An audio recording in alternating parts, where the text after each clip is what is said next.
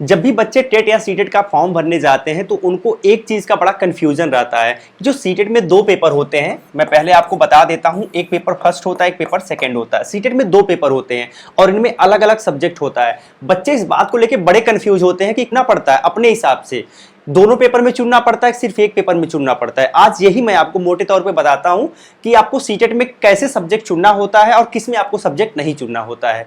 तो बेसिकली आपको सबसे पहले हम फर्स्ट पेपर की बात करते हैं, फिर हम सेकंड पेपर की बात करेंगे। जो फर्स्ट पेपर होता है ये होता है सबसे पहला सीडीपी। सीडीपी सबके लिए देना ही पड़ता है। इसके बाद आपका लैंग्वेज होता है हिंदी, आप इंग्लिश,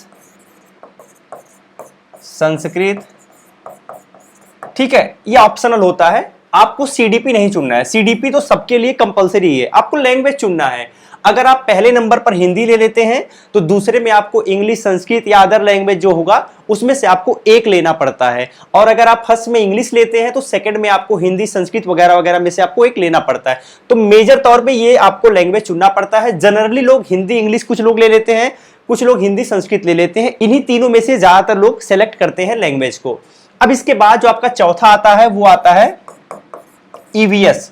ईवीएस आप सेलेक्ट नहीं करते हैं, ईवीएस सबके लिए जरूरी होता है अगर आप पेपर फर्स्ट दे रहे हैं तो, ठीक है, इसमें आपको सिलेक्शन का मौका नहीं मिलता है। और जो आपका लास्ट आता है मैथमेटिक्स, जो आपका आता है लास्ट मैथमेटिक्स, इसमें भी आपको सेलेक्ट करने का बिल्कुल मौका नहीं होता है, सबके लिए कंपलसरी है। तो सेलेक्ट आपको क्या करना है, सेलेक्ट सिर्फ ये 2 लैंग्वेज में से आप सेलेक्ट कर सकते हो, बाकी इन तीनों को आप सेलेक्ट नहीं कर सकते हो।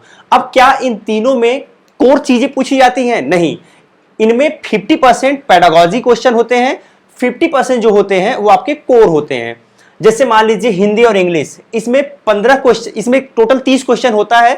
30 क्वेश्चन में से 15 क्वेश्चन आपका पेडागॉजिकल होता है और 15 क्वेश्चन जो आपका होता है उसमें आपको सब्जेक्ट के डेप्थ के बारे में पूछा जाता है। जैसे हिंदी और इंग्लिश में पैसेज दे दिया जाता है और उस पैसेज से क्वेश्चन पूछे जाते हैं। ये एक बेसिक फॉर्मेट होता है। इसमें भी 15 क्वेश्चन पेडागॉजी और 15 क्वेश्चन बेसिक कॉन्सेप्ट से। बहुत टफ नहीं होता है, नॉर्मल ही आता है।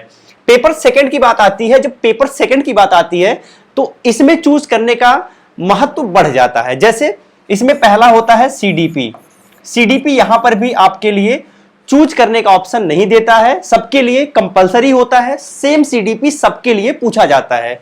यहां पर भी आपका लैंग्वेज होता है, यहां पर भी आपका लैंग्वेज 1 और लैंग्वेज 2, यहां पर भी आपके 2 लैंग्वेज होते हैं। जैसा मैंने बताया लैंग्वेज 1 और लैंग्वेज 2। यहां पर भी आपके पास ऑप्शन होता है, जैसे मैंने यहां बताया था हिंदी, इंग्लिश, ठीक है, संस्कृत, ऐसे मैंने बताया। आप इनमें से अगर यहां हिंदी ले लेते हैं तो संस्कृत इंग्लिश में से यहां ले सकते हैं। अगर आप यहां इंग्लिश लेते हैं तो हिंदी संस्कृत में से कुछ ले सकते हैं। इस टाइप से आपको चूज करना पड़ता है, ठीक है। तो लैंग्वेज आपको यहां चूज करना पड़ता है। इसके बाद आता है आपका चौथा सब्जेक्ट। इसमें 5 सब्जेक्ट होते हैं, इसमें 4 सब्जेक्ट होते हैं, लेकिन 4 सब्जेक्ट में कई सब्जेक्ट आ जाते हैं, बताता हूं, समझ जाएंगे। ये 3 तो आप समझ ही गए होंगे कि ये आपको ऑप्शनल होता है, ये चुनने का विकल्प मिलता है। जो चौथा होता है इसमें आता है सोशल, ठीक है, पहला सोशल, दूसरा होता है साइंस। पहला होता है सोशल, दूसरा होता है साइंस, या सोशल का मतलब सोशल साइंस और साइंस का मतलब इसमें मैथ और साइंस दोनों मिक्स हो जाते हैं।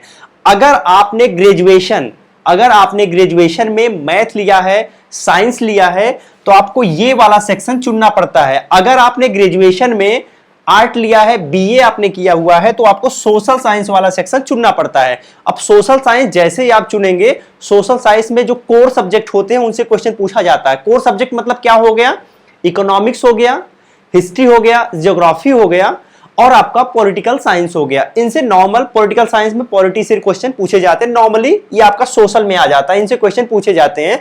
और साइंस अगर आप लेते हैं, आपका फिजिक्स, केमिस्ट्री, मैथ, बायोलॉजी, इनसे रिलेटेड क्वेश्चन पूछे जाते हैं। तो ये वाला आपका चुनना पड़ता है आपको अपने क्वालिफिकेशन के हिसाब से, जो आपने ग्रेजुएशन में लिया हुआ है, जो आपने ग्रेजुएशन में पढ़ाई करा हुआ है।